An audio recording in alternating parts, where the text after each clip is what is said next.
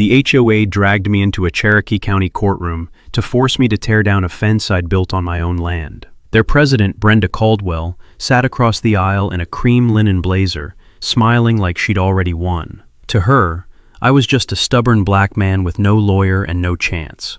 She'd fined me $200 a day, smeared me to the whole neighborhood, and sent men with a crowbar in the dark. What she didn't know was sitting in the folder under my hands. She didn't know that land was my grandfather's, stolen 60 years ago and finally bought back. And she had no idea that in about 90 seconds, the judge was going to read one sentence out loud, and her smile would freeze and never quite come back. Where are you watching from tonight? Stay with me, because this is what happens when petty power picks the wrong man. Let me back up 4 months to the day the trouble found me. My name is Nathaniel Brooks. Most folks call me Nate. For 22 years, I wore the uniform as an Army JAG officer, which is a fancy way of saying I was a lawyer who happened to salute. I retired a lieutenant colonel, hung up the dress greens, and went into private practice doing the quietest, least glamorous work there is: land law, deeds, plats, easements, boundary lines, the stuff nobody thinks about until it's the only thing that matters. I came back to Cherokee County for one reason. My grandfather, Ezra Brooks, once owned 4 acres of red Georgia clay off a gravel road north of Atlanta. He farmed it, raised my father on it, and meant to pass it down. In 1961, a man with a county connection and a smooth voice talked him out of it, for pennies, the way they did to a lot of black families back then. A signature here, a threat there, and 3 generations of roots were gone in an afternoon. Ezra never stopped grieving that land. He'd drive past it sometimes, slow, and not say a word the rest of the day. So when those 4 acres came up for sale last spring, I emptied a good chunk of my savings and bought them back. I stood in the middle of that field alone, and I cried like a child. 40 years late, but the Brooks name was on the deed again. The soil there has a smell after rain, iron and clay and pine, and it smelled like the stories my grandfather used to tell on his porch. Cicadas rang in the tree lines so loud you could feel it in your teeth. A red-tailed hawk worked slow circles over the pasture every morning, like it was inspecting my progress. I cleared a building site, pulled my permits at the county office, every one of them stamped and filed, and put up a cedar privacy fence along my own property line. Good lumber, square posts set in concrete. I sank those posts myself, one shovelful of red clay at a time, sweat stinging my eyes. The thing was beautiful, and it was mine. I'd had it up about 3 days when the pearl-white Lexus rolled to a stop on the gravel. The woman who climbed out moved like she owned the road, the trees, and the sky above them. Blonde, polished sunglasses worth more than my first car. She introduced herself as Brenda Caldwell, president of the Magnolia Ridge Estates Homeowners Association, and she said the word president the way some people say doctor. "We're so glad to have new people," she said, smiling without warmth. "But sweetheart, that fence is going to have to come down." I asked her why. It wasn't approved by the architectural committee. She was already sliding a printed notice under my windshield wiper. "We have standards here. I'm sure you understand." I understood plenty. I'd seen that smile before in courtrooms and on base. The smile of someone who has decided what you are before you open your mouth. But I'm a patient man. My grandfather taught me that the loudest person in the room is almost never the one holding the winning card. So I just nodded, took the notice, and said, "I'll look into it." I sat in my truck a long minute after she left the notice in my lap, the engine ticking as it cooled. My late wife Carol used to say I had 2 speeds, quiet and quieter, and that the quiet one was the one to watch out for. She'd have liked this land. She'd have hated that woman. I missed her right then with a sharpness that surprised me. She drove off, pleased, certain she'd handled me. That fence wasn't only cedar and nails, it was 40 years of a stolen dream finally set right, and the first good thing I'd built since I'd buried the woman I loved. And Brenda Caldwell had just decided to make it her business to tear it down. The notices came like weather. The first said my fence was the wrong color. The second said it exceeded a height limit. The third claimed it disrupted community aesthetic harmony, which is a lot of words to describe a clean cedar fence on private land.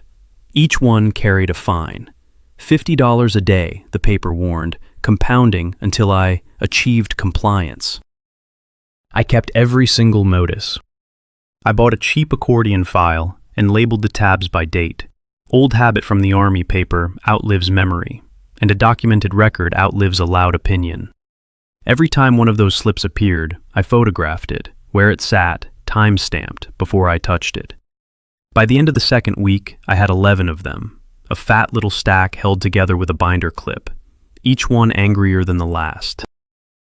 What struck me was the pattern. Across the road, a white neighbor had a chain-link fence going gray with age and a boat on blocks in his side yard. Never a notice. 2 doors down, a trampoline sat rusting in plain view of the street. Never a notice. But my brand new cedar fence, built straight and clean, on land I'd surveyed myself, somehow threatened the very soul of the neighborhood. I noticed. I wrote that down too. Then the trucks started coming. I came home one afternoon to find a man in a polo shirt crouched at my fence line with a tape measure scribbling on a clipboard. He hadn't knocked. He hadn't called. He was just standing on my grass like it was his.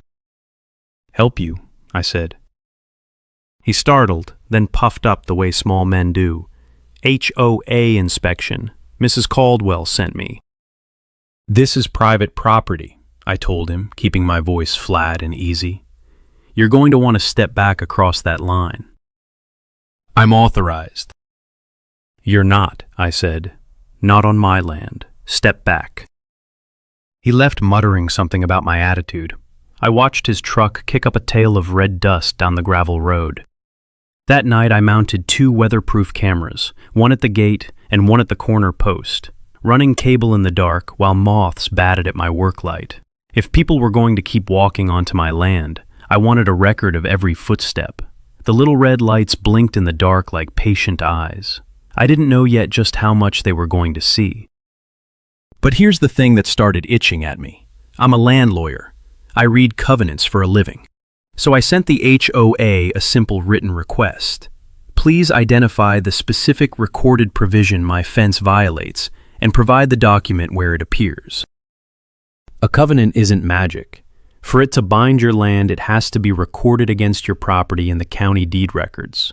It has to actually exist in writing, attached to your parcel. That's not a loophole. That's the whole foundation of how this works. The HOA's response came a week later on heavy letterhead embossed and important looking. It was 2 paragraphs of bluster about community standards and the spirit of the neighborhood. It used the word reasonable 3 times and the word expectation twice.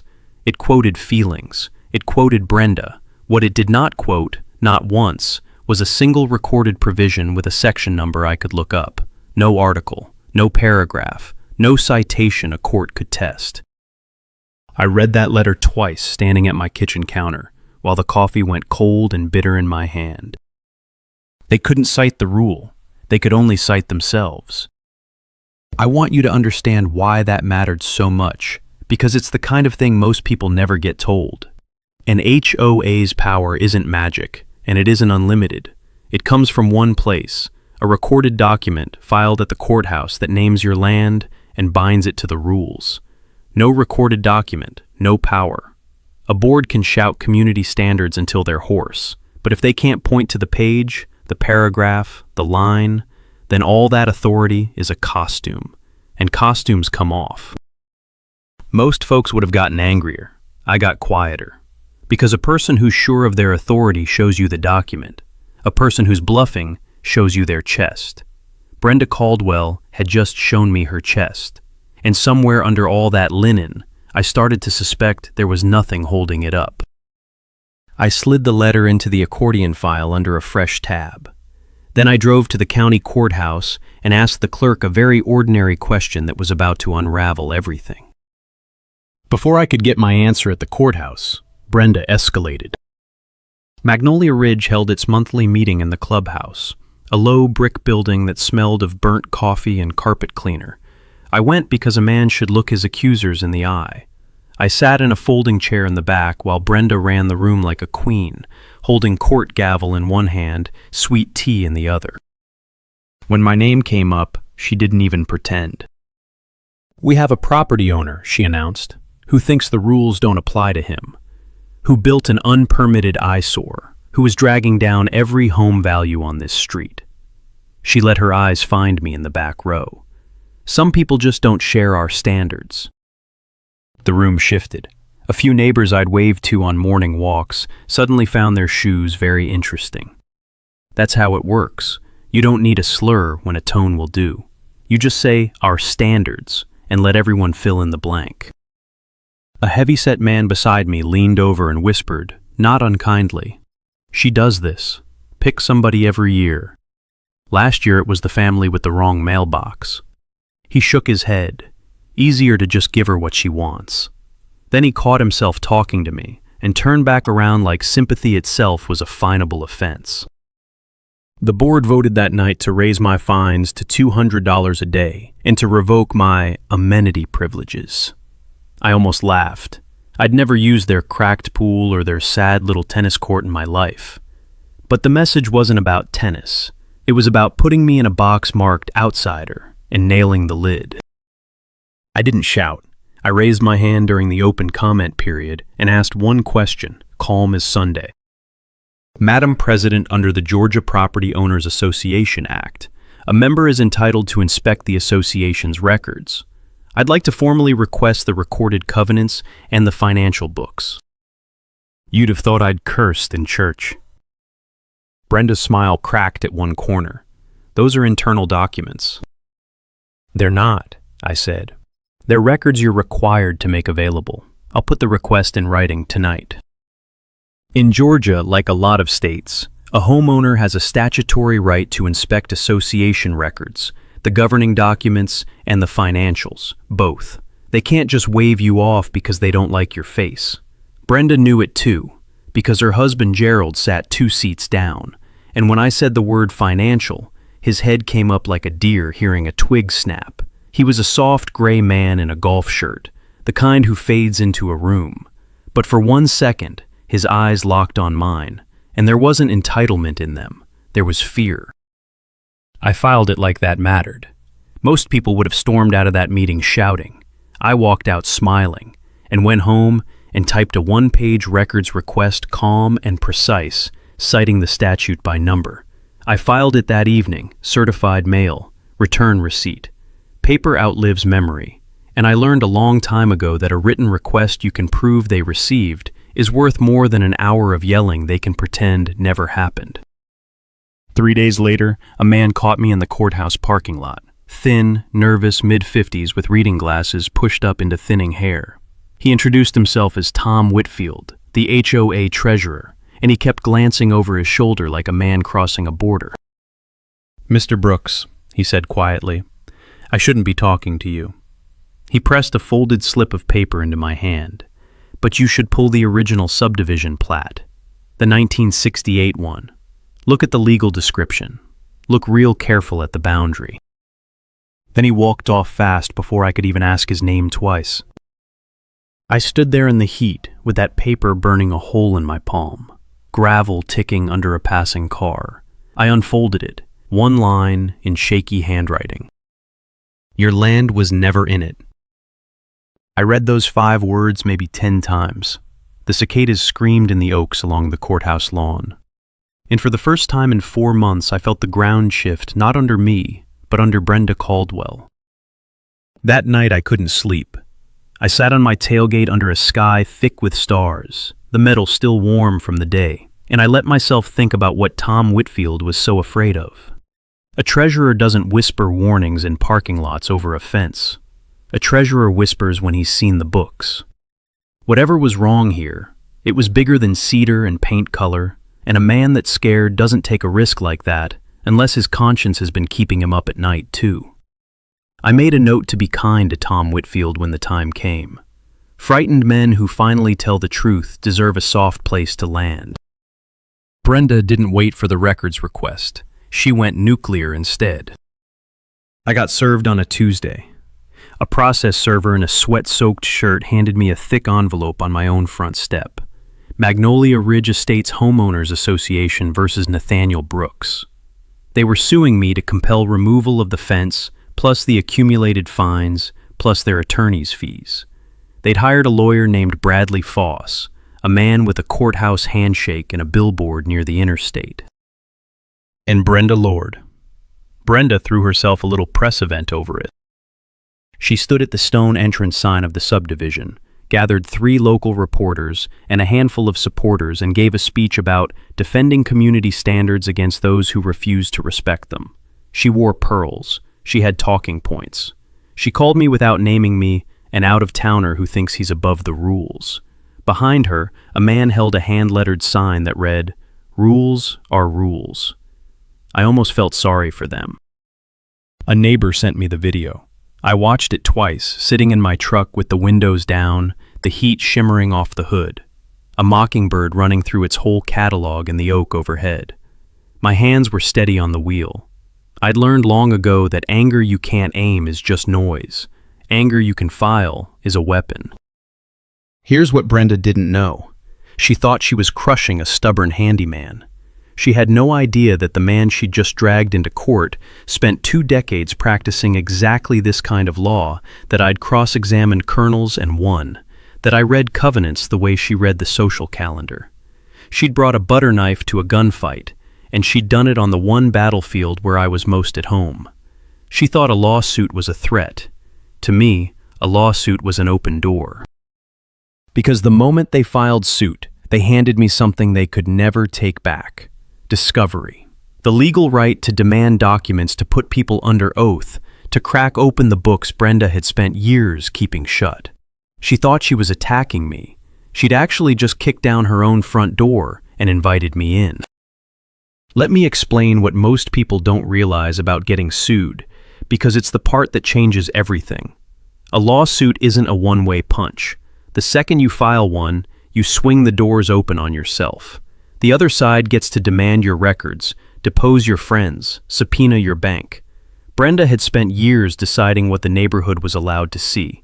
By dragging me into court, she just signed away that power to me. From that day forward, I got to ask the questions. And I had a great many questions about where the money went. I didn't smile much those days, but sitting in that truck, I did. That weekend, an old man ambled up my gravel drive with a rolled tube of paper under one arm and a straw hat on his head. Walter Greer, 81 years old, lived 3 lots down and had spent 40 years as a licensed land surveyor before he retired. "Heard what that woman's doing to you," Walter said, and spat into the clay. "Knew your granddaddy a little. Ezra was a good man." He tapped the tube against his palm. "I kept copies of every survey I ever ran in this county, including the one for Magnolia Ridge when they platted it. Son, I think you're going to want to see where they drew the line." I made us both iced tea, sweet and cold beating in the glasses. We unrolled his survey across my kitchen table and weighed the corners down with coffee mugs. The paper smelled like a dusty attic, like decades, and the ink had gone soft brown with age. Walter put one crooked finger on the map, traced the boundary of the subdivision, and stopped at a notch cut into the southwest corner. A 4-acre notch. My notch. My grandfather's land sitting just outside the line, like a stone the river had refused to swallow. "They platted right around you," Walter said softly. "Always did. Developer back then didn't want to mess with a clouded title, so he just drew the subdivision line to dodge your granddaddy's piece. Your land was never part of that subdivision. Not in '68, not ever." He tapped the notch twice. "Whoever's telling you that you owe this HOA anything is lying to your face, son. I drew this line myself." I looked at that little notch on the map. For 40 years it had been the shape of my family's loss, a piece carved out and left behind. Now it was something else entirely. Now it was the one fact that no amount of linen blazers and embossed letterhead could argue away. 40 years of family grief turned very quietly into a key, and I knew exactly which lock it opened. Monday morning I was at the county deed room when it opened, and my daughter Simone was with me. Simone's a second-year law student, sharp as a fresh blade, and she'd driven down from Athens the second she heard a fight was on. We pulled the recorded documents one by one. The original 1968 plat, the Declaration of Covenants, every amendment Magnolia Ridge had ever filed. The deed room was cold and silent, except for the hum of the microfilm reader and the click of Simone's pen. A Declaration of Covenants has a legal description attached. It spells out in surveyor's language exactly which parcels of land are bound by the HOA's rules. If your land isn't in that description, you are not a member. The rules don't touch you. It's that simple and that absolute. We read the original declaration's legal description out loud, lot by lot, checking each against the plat. Simone called the numbers. I tracked the map. My grandfather's 4 acres were not in it. Not in the 1968 declaration. Not in the 1974 amendment. Not in the 1991 amendment. Not anywhere. 40 years of HOA paperwork, and my parcel never once appeared in a single recorded document that would have bound it to Magnolia Ridge. Tom Whitfield was right. Walter was right. The land had never been in it. Simone sat back slowly. Dad, if your lot was never annexed, then you were never a member, which means they never had any authority over you, which means... Every fine was void, I finished. Every notice, the whole lawsuit. They have no standing. But the deed room had one more gift for me, and it was uglier than I expected. While we were pulling records, Simone found a recently recorded preliminary plat, a proposed expansion of Magnolia Ridge into a new 90-home development. A big national builder was behind it, and the proposed expansion swallowed my 4 acres whole. To make the deal work, the developer needed my land inside the HOA, annexed, controlled. Then I cross-checked the names and the room got colder. The county planning commissioner, who'd shepherded that development application through approval, was Gerald Caldwell, Brenda's husband. The same soft gray man who'd flinched when I said the word financial. And the HOA's own reserve account, which Tom's whisper had pointed me toward, was tens of thousands of dollars short, with consulting fees flowing every quarter to a shell company I'd never heard of. I copied the LLC name into my notebook.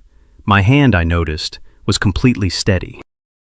I sat back in that cold room and finally saw the whole shape of it. The fence was never the point. The fence was the excuse. They didn't want my fence gone. They wanted me gone, harassed into selling or buried in fines until I broke, so they could fold my grandfather's stolen land into a development that would make the Caldwells rich a second time. Simone looked at me pale. Dad, this isn't a fence dispute. This is a land grab. I thought about my grandfather, then driving slow past this very ground, not saying a word the rest of the day. They'd taken it from him, with a smooth voice and a clouded title, and nobody to stand in the way. 60 years later, the same hunger had put on a linen blazer and come for the same dirt. Only this time, the family had a lawyer. This time, the family had kept the receipts. No, I said, and my voice came out steady and low. This is a land grab with a paper trail, and they handed me the paper. I spent the next 3 weeks building a case the way you build a house foundation first, then the frame, then the part everyone sees. The foundation was jurisdiction. That's the boring word that wins quiet wars. A court can only enforce a covenant against someone the covenant actually binds. If I was never a member of Magnolia Ridge, the HOA had no standing to sue me, and the whole case collapsed before we ever argued about fence color. So I assembled the spine of it, my chain of title going back to Ezra, the recorded 1968 plat with my parcel sitting outside the line, and every declaration and amendment that failed to mention my land. Walter Greer gave me a sworn affidavit. We sat at his kitchen table while his old hands spotted and steady-signed beside the notary's stamp. 40 years I drew these lines, he said. Be a fine thing if one of them finally did some good. The ceiling fan ticked overhead, pushing warm air that smelled of his pipe tobacco. He told me stories about my grandfather while the notary packed up, small ones, the kind that put a lump in your throat. Ezra lending a mule, Ezra at a church fish fry, a whole man alive again for a minute at a kitchen table. That was defense. Then I built the offense. I filed a counterclaim, 3 counts. First, the recovery of years of dues and fines the HOA had wrongfully collected from my parcel and from other owners whose lots I now suspected had also never been properly annexed. If they'd charged me for membership I never had, they'd likely done it to others, and I meant to fine them. Second, a demand for a full accounting of that missing reserve money, dollar by dollar, into and out of that shell company. Third, a claim built on the discrimination woven through every notice, the selective enforcement, the our standards language, the inspector who walked my land when he'd never once set foot on a white neighbor's boat-cluttered yard. Then I used discovery like a scalpel. Here's the thing most folks don't understand about a lawsuit. The second you file one, you open yourself up to be searched. I subpoenaed the HOA's bank records directly from the bank, so Brenda couldn't tidy them up first. I subpoenaed the development agreement between the builder and the association. I noticed Gerald Caldwell for a deposition under oath, where the only choices are tell the truth or commit a crime. Simone built the timeline, a giant printout that ran the length of my hallway wall. Every notice, every fine, every recorded document, every dollar that left that reserve account, lined up by date. When you laid it side by side, the story told itself. The fines against me spiked in the exact same month the developer's application landed on Gerald's desk. They got greedy on a schedule, Simone said, capping her marker. It's all right here. There's a lesson in that wall, and I'll give it to you for free, because it saved more good people than any clever argument I ever made. When somebody powerful is doing you wrong, don't chase your anger, chase the dates. Write down what happened and when. Keep the letters, the emails, the receipts, the photos with the timestamps. Memory is a story people argue about. A timeline is a fact they can't. 9 times out of 10, the pattern you can't see while you're living it jumps right off the page once you line it up by date.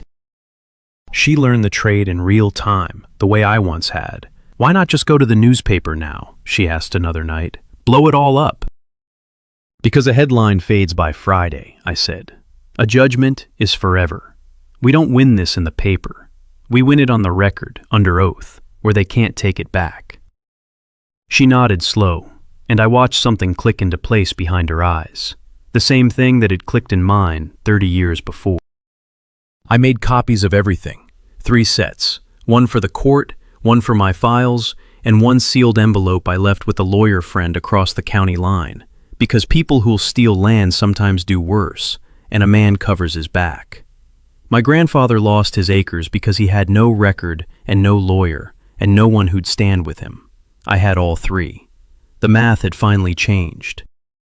The trial date was set. I didn't call a press conference. I didn't post anything.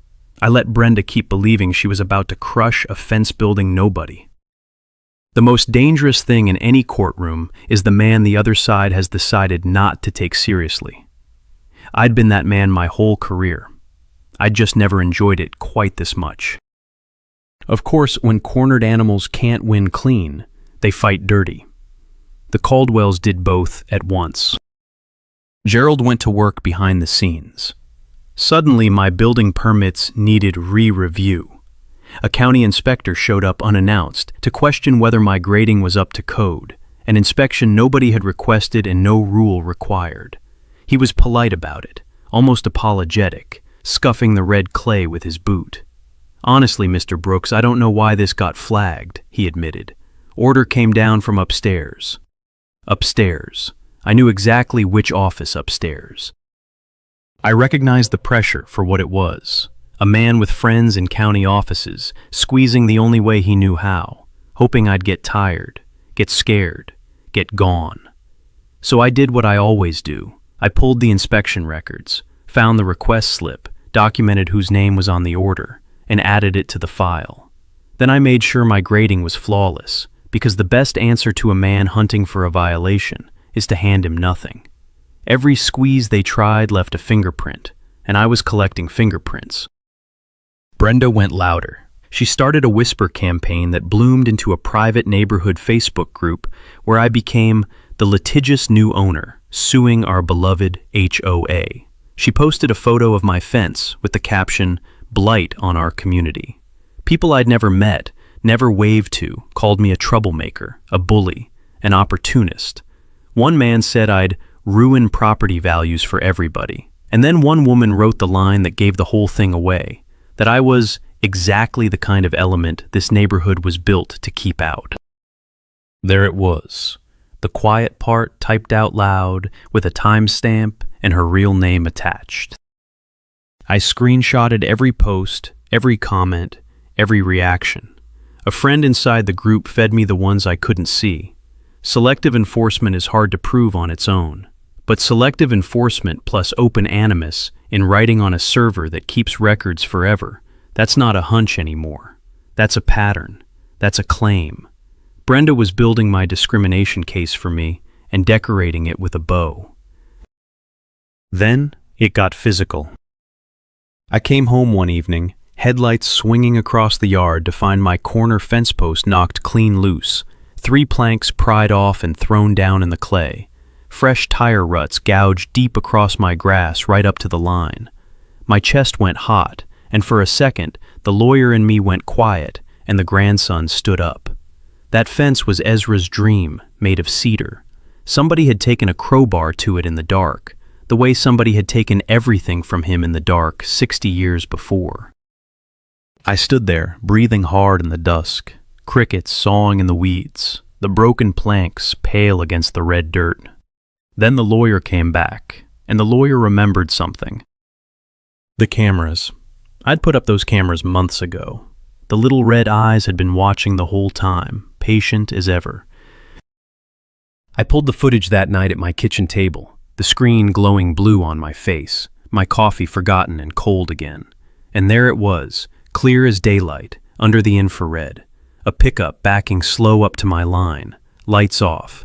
2 men climbing out with a pry bar, glancing around like guilty men do. And in the cab, lit by the dome light for one careless second, checking her phone like she was waiting on a dinner reservation, sat Brenda Caldwell. I sat back in my chair and let out a long breath. I didn't call her. I didn't post it. I didn't do a single thing she'd expect a hot-headed man to do. I just made a copy, dated it, logged the timestamp, and slid it into the file beside everything else. In one careless night, she'd handed me property destruction, a conspiracy of 2 more men, and her own face on camera at the scene. The next morning, I drove to the sheriff's substation and filed a report on the vandalism, calm and complete, with the timestamp and a still frame printed clear. Not because I expected a country deputy to crack a fence case overnight, because a filed report is another dated fact, another brick in the wall, one more thing Brenda could never wish away. The deputy looked at the still frame, then at me and said, "Sir, is that the HOA president in that truck?" I just told him to hang on to the report. He would understand soon enough. Some people, when they're losing, dig faster. Brenda Caldwell had brought a shovel to her own grave, and Lord, she was digging like she meant to reach China. 2 weeks before trial, the Caldwells changed tactics again. They tried to make it all disappear. Bradley Foss called my office smooth as warm syrup and asked if we could resolve this like reasonable people before it gets expensive for everybody. I agreed to a sit-down, not because I needed it, because I wanted to hear what they'd say out loud when they thought they were winning. We met in a beige conference room at his firm, the air conditioning roaring loud enough to feel like weather, a pitcher of water sweating rings onto the laminate table. Brenda came too, in a fresh blazer the color of butter, her chin high, certain she still held every card in the deck. She didn't even look at me when I sat down. To her, I was still furniture that had learned to argue. Foss slid a 1-page agreement across the table with 2 fingers like he was doing me a kindness.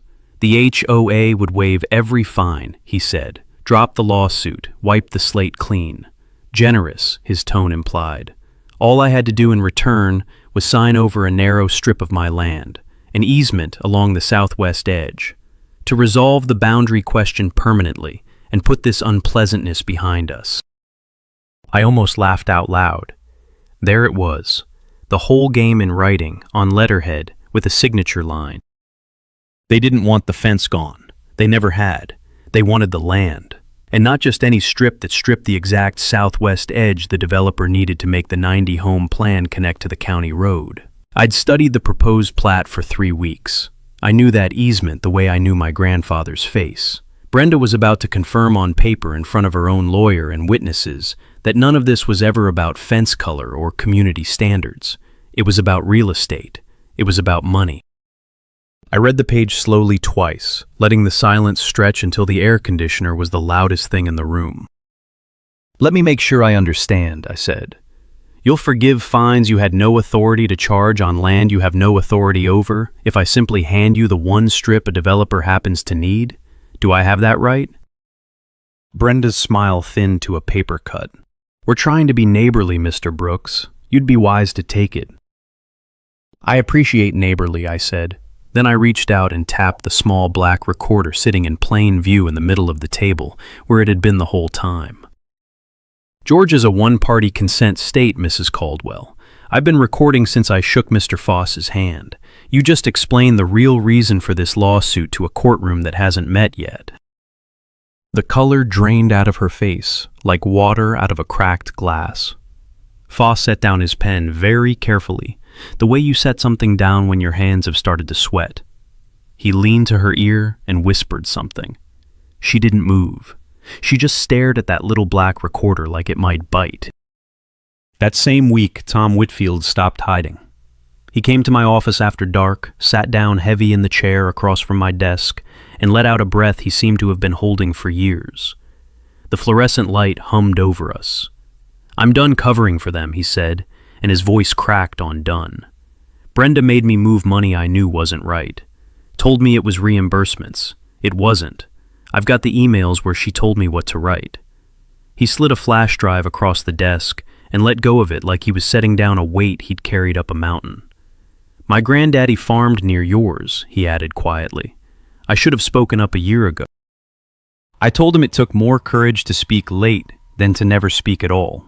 He nodded, eyes wet, and for a second the nervous little treasurer looked 10 years younger. Then he told me the rest of it, the part that put the last nail in place. Once the developer's deal closed and my 4 acres were folded in, the Caldwells stood to clear a finder's fee, dressed up as a consulting contract, paid through the same shell company that had been draining the reserve. The fines, the lawsuit, the inspector, the crowbar in the dark, all of it was just pressure applied on a schedule to get me off the land before the closing date. "I kept thinking somebody else would stop it," he said. "I never figured the somebody would be the man they were trying to run off." I had the boundary. I had the books. I had the camera footage, the recording, and now an insider with receipts and a conscience. Every single piece was on the board, lined up, waiting. All that was left to do was the easiest part of all.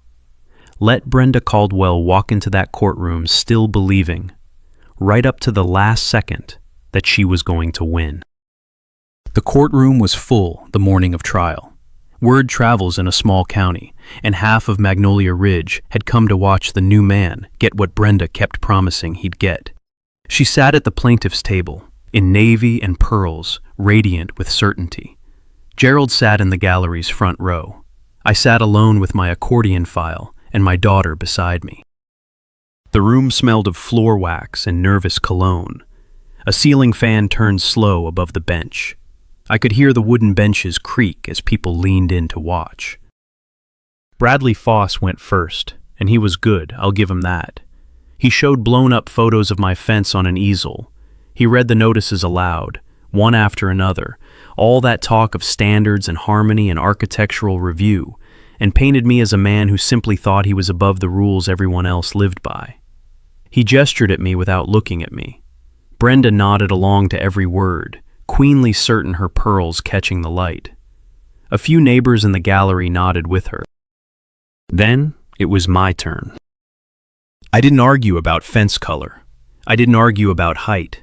I stood, buttoned my jacket, and said, "Your Honor, before we discuss any rule, the court must decide whether this association has any authority over my client's land at all. May I approach?"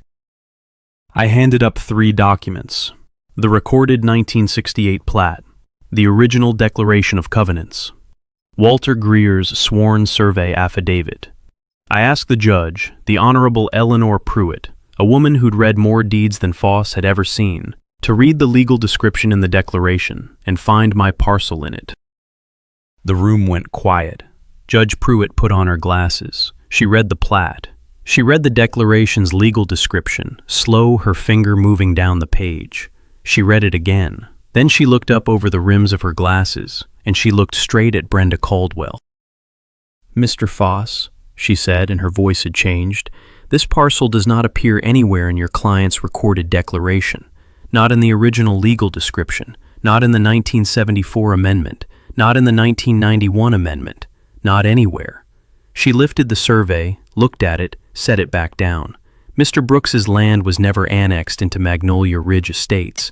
Mr. Brooks was never part of this HOA. This board has no standing over his land, none whatsoever. You could have heard a pin drop on carpet. Foss opened his mouth, then closed it.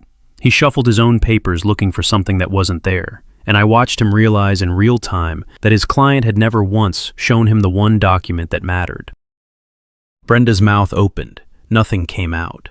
The smile she'd worn for 4 months, the smile from the gravel road, the smile from the press conference, the smile that said, "Our standards," and let everyone fill in the blank. It simply froze, then slid right off her face like it had never belonged there. She turned to Foss. Foss wouldn't look at her. Gerald went gray in the front row and gripped the bench in front of him with both hands. But I wasn't finished. I asked the court to hear my counterclaim. And then, one exhibit at a time, the file came open. The bank records showing the looted reserve, the development agreement with the builder, Gerald's name on the planning approval, the settlement offer demanding my land, the camera footage of Brenda in that truck at midnight, Tom Whitfield's emails, the timeline where the fines spiked the exact month the developer came calling. The district attorney's liaison, who'd come to watch a sleepy fence case, started taking notes very fast. I turned and faced the gallery, faced the neighbors, who'd called me an outsider, an element, a man above the rules. "I spent 22 years as a JAG officer," I said, quiet enough that the room had to lean in. "I've practiced land law for 2 decades. You didn't sue a stubborn handyman, Mrs. Caldwell. You sued a lawyer. On his own grandfather's land." Brenda found her voice at last, half rising from her chair. "Your Honor, he can't just, we have always..." The words tumbled out and went nowhere, and Foss put a hand on her arm to stop her before she dug any deeper on the record. The room came apart in noise. Behind me, one of the families who'd been fined for years was crying. Somewhere, a man said loud enough to carry, "She did the same thing to my mother." Judge Pruitt let the gavel fall once, sharp as a rifle, and called for order.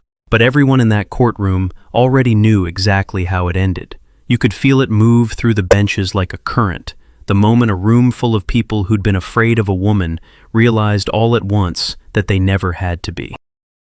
It ended the way these things should, but rarely do. The judge dismissed the HOA's case entirely with prejudice, which means they can never bring it again. On my counterclaim, Magnolia Ridge was ordered to refund every dollar of fines and dues it had wrongfully collected from me and from 4 other families whose lots, it turned out, had also never been properly annexed. People who'd been paying for years got checks they never expected, and a few of them knocked on my door to say thank you, with tears in their eyes. The missing reserve money brought the rest down. The district attorney opened an investigation into the Caldwells, and the bank records and Tom's emails told a story no jury would struggle with. Brenda was removed as HOA president by a membership that had finally seen the woman behind the blazer, and she now faces charges for the funds she moved. The vandalism footage didn't help her either. Gerald resigned from the County Planning Commission before they could vote him off. The development deal collapsed under the weight of his conflict of interest, and the builder walked away from the whole county. The pearl-white Lexus went up for sale by summer, a hand-lettered sign in the windshield. I heard later that Brenda tried to tell the neighbors it was all a misunderstanding. Nobody much listened anymore. Funny how fast our standards turns into our problem once the paperwork comes out. As for me, I finished the house.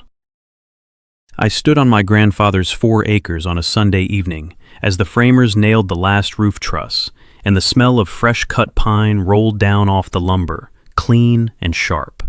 The red clay glowed under a low Georgia sun. Cicadas rang in the tree line, same as the day I bought the place back.